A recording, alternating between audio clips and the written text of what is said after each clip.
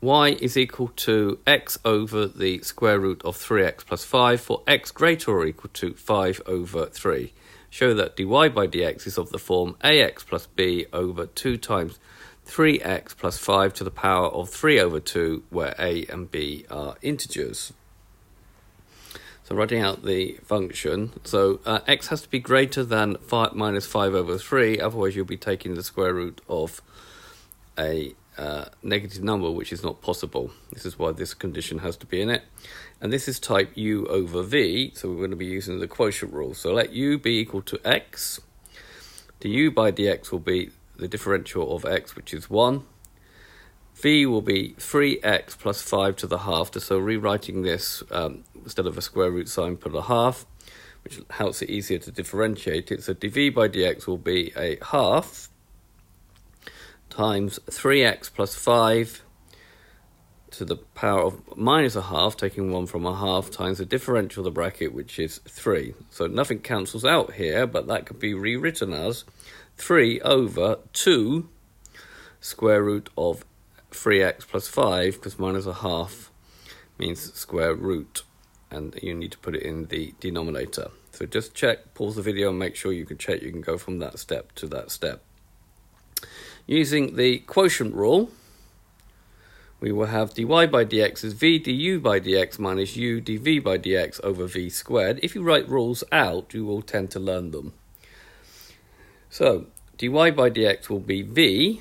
So I'm going to write this down, but in its original format, which is the square root of 3x plus 5, minus, du by dx, which is 1. I'm going to write it in for the sake of being complete, minus u, which is x, times dv by dx, which is going to be 3 times 2 root x. 3 divided by 2 root 3x plus 5, all over square root of 3x plus 5 squared.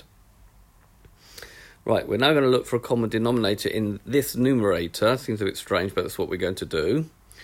So to do that, the denominator is going to have to be 2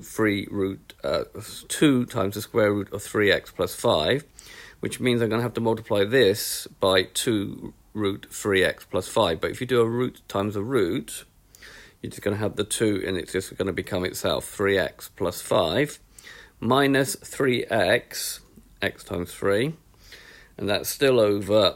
And now if you square root something and square it, you get back to what you started with, which is 3x plus 5. Writing that out again.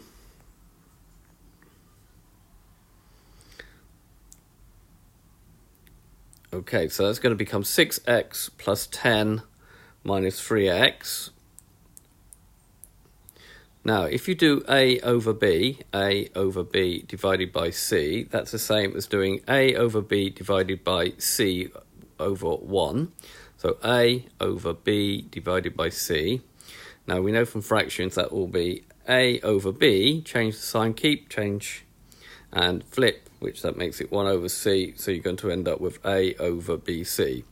So if that's a, we can combine these two by actually multiplying. So you've got 3x plus 5 to the half times 3x plus 5 to the 1, which will mean you're going to have 3x plus 5 to the 3 over 2. We've still got the 2 in the front.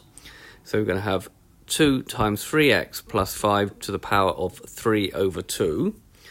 Now, 6x minus 3x gives me 3x, and we've got the plus 10 over 2 times 3x to the 5 to the power of 3 over 2, which is of the format given in the question, which is ax plus b. A is 3, b is 10, times 2 3x plus 5 to the power of 3 over 2. So this has been a video to show you how to do a radical function by using the quotient rule. I hope you've understood, and I thank you very much for watching.